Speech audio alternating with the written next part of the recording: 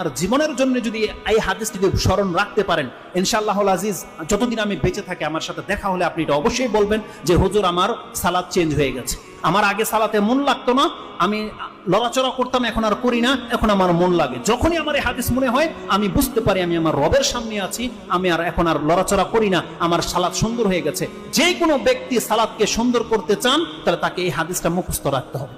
যে হাদিসটা ইমাম বুখারী রাহিমাহুল্লাহ তার দুইটি অধ্যায় এনেছেন, 8 নম্বর অধ্যায় এবং 10 নম্বর অধ্যায়, দুইটা অধ্যায়ে পাবেন। 8 নম্বর অধ্যায় সালাতের অধ্যায়, তাতে আপনি 405, 403, 4, 5, 6, 7, 8, 9, 10, 17 পর্যন্ত একটা হাদিসই পাবেন। এবং আপনি সেটা 10 নম্বর অধ্যায় কিতাবুল আযানের মধ্যে পাবেন, হাদিস হচ্ছে 753। এবং ইমাম মুসলিম রাহিমাহুল্লাহ তিনিও তার কিতাবুল মসজিদ 5 নম্বর অধ্যায়ে উল্লেখ করেছেন 1110, মানে 1110 নম্বর এই হাদিসটা পাবেন। আনাস রাদিয়াল্লাহু তাআলা তিনি বলছেন, আন্না রাসূলুল্লাহ সাল্লাল্লাহু আলাইহি ওয়াসাল্লাম রাআ নুখামাতান ফিল কিবলাতি, রাসূলুল্লাহ সাল্লাল্লাহু আলাইহি ওয়াসাল্লাম একদিন কিবলার পাশে নাক ফোঁটা, কেউ হয়তো থুতু ফেলেছে বা নাকের ময়লা ফেলেছে, কিবলার দেয়ালের মধ্যে লেগে আছে, এটা রাসূল সাল্লাল্লাহু আলাইহি ওয়াসাল্লাম দেখতে পেয়েছে। ফাশাক্কা যালিকা আলাইহি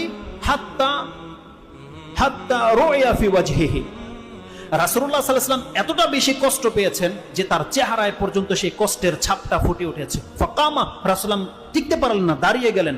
ফাহাক্কাহু বিয়াদিহি, নিজের হাতে সেই কাশফোঁটা পরিষ্কার করেছে রাসূলুল্লাহ সাল্লাল্লাহু আলাইহি ওয়াসাল্লাম। মসজিদ এমন একটা জায়গা, আপনার মতো টাইলসের মসজিদ রাসূল সাল্লাল্লাহু আলাইহি ওয়াসাল্লামের ছিল না, খেজুর পাতার ছিল, কিন্তু কিবলার সামনে মসজিদের খেজুর পাতার মধ্যে নাক ফোঁটা পড়ে আছে, মুহাম্মদুর রাসূলুল্লাহ সাল্লাল্লাহু আলাইহি ওয়াসাল্লাম তার বরকতের হাত দিয়ে নিজের হাতে সেই ময়লা পরিষ্কার করছে।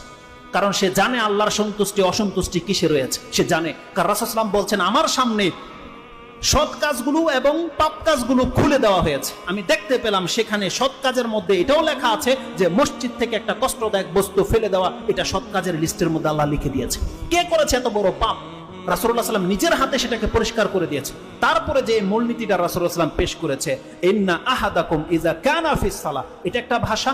ইন্না আহাদাকুম ইযা কামা ফিস সালাহ, এটা একটা ভাষা। রাসূলুল্লাহ সাল্লাল্লাহু আলাইহি ওয়াসাল্লাম বলেছেন, যখন কোনো ব্যক্তি তোমাদের মধ্যে নামাজে থাকে অথবা নামাজে দাঁড়ায় যায়, ইন্না আহাদাকুম ইযা কামা ফিস সালাহ ফাইন্নাহু ইউনাজি রাব্বাহ, সে তার রবের সাথে এখন মুনাজাতে লিপ্ত, সে তার রবের সাথে এখন মুনাজাতে লিপ্ত। যতক্ষণ পর্যন্ত সে সালাতে থাকে সে আল্লাহর সাথে কথা বলছে সরাসরি। আর আল্লাহ সুবহানাহু ওয়া তাআলা নবীদের সাথে কথা বলেছে ওহী মারফত। রাসূলুল্লাহ সাল্লাল্লাহু আলাইহি ওয়াসাল্লাম বলছেন, ইউনাজি রাব্বাহ, সে তার রবের সাথে ডাইরেক্ট কথা বলছে, চুপি চুপি কথা বলছে, যেটা আর কেউ জানে না, একমাত্র তার সে জানে, তার রব জানে। রাসূল সাল্লাল্লাহু আলাইহি ওয়াসাল্লাম বলেছে, আও ইন্নাহু বাইনাহু ওয়া বাইনা কিবলাতিহি, রাসূলুল্লাহ সাল্লাল্লাহু আলাইহি ওয়াসাল্লাম বলছেন, কোন ব্যক্তি যখন আল্লাহু আকবার করে দাঁড়িয়ে যায়, তার আর তার কিবলার মাঝে আল্লাহ উপস্থিত থাকে। ইন্নাহু বাইনাহু ওয়া বাইনা কিবলাতিহি, আল্লাহ তার এবং তার কিবলার মাঝে উপস্থিত হয়ে যায়, আল্লাহ বলছেন। আর মুসলিমের যে বর্ণনা বা বুখারীর ওই হাদিসটাতে যেটা 753 রয়েছে, রাসূলুল্লাহ সাল্লাল্লাহু আলাইহি ওয়াসাল্লাম বলছেন, ইন্না আহাদাকুম ইযা কানা ফিস সালাহ ফাকিবালা ওয়াজহিহি ফাইন্নাল্লাহা কিবালা ওয়াজহিহি ফাইন্নাল্লাহা কিবালা ওয়াজহিহি, আল্লাহ সুবহানাহু ওয়া তাআলা তার চেহারার সামনে থাকে, এটা বুঝেন।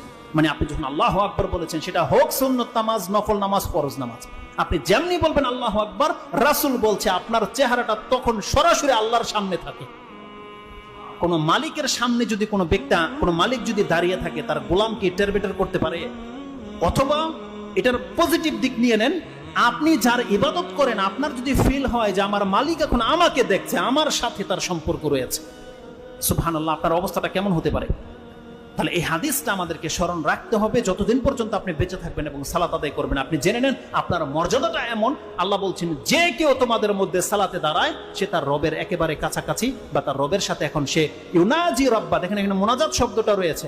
আমাদের সমাজে মোনাজাত করে সালাত ফিরানোর পরে, অথচ রাসূল সাল্লাল্লাহু আলাইহি ওয়াসাল্লাম বলছেন মোনাজাত হচ্ছে নামাজের ভিতরে। যতক্ষণ পর্যন্ত আপনি নামাজে থাকেন না কেন, রুকুতে সেজদাতে আপনি যত কিছু বলার আল্লাহর কাছে তখনই বলে দেন। ওই লোক দেখানো আবার হাত তুলে সবাইকে দোয়া করতে হবে না, হুজুরকে বলতে হবে না যে আমাকে দোয়া করেন, বরং আপনি যখন সালাতে দাঁড়িয়ে যান, আপনি আপনার রবকে বলেন আপনার কি প্রয়োজন রয়েছে। আমি কি ব্যক্ত করে বোঝাতে পারবো আপনার রবের কাছে যে আপনার কি প্রয়োজন? কিন্তু আপনার অন্তরে যেভাবে কথাটা বেরোবে, এটা একমাত্র আপনি পারবেন, আপনার বিকল্প কেউ পারবে না, কোনো হুজুর পারবে না আপনার ভাষাটাকে আল্লাহর কাছে প্রকাশ করতে। আল্লাহ সুবহানাহু ওয়া তাআলা যেহেতু ভাষা নাজিল করেছে, এগুলো তো আল্লাহর বানানো নাকি মানুষের বানানো? প্রত্যেকটা ভাষা আল্লাহ সুবহানাহু ওয়া তাআলার সৃষ্টি, আর আল্লাহ প্রত্যেকটা ভাষা বোঝে, যাই আল্লাহ সুবহানাহু ওয়া তাআলা বলেছেন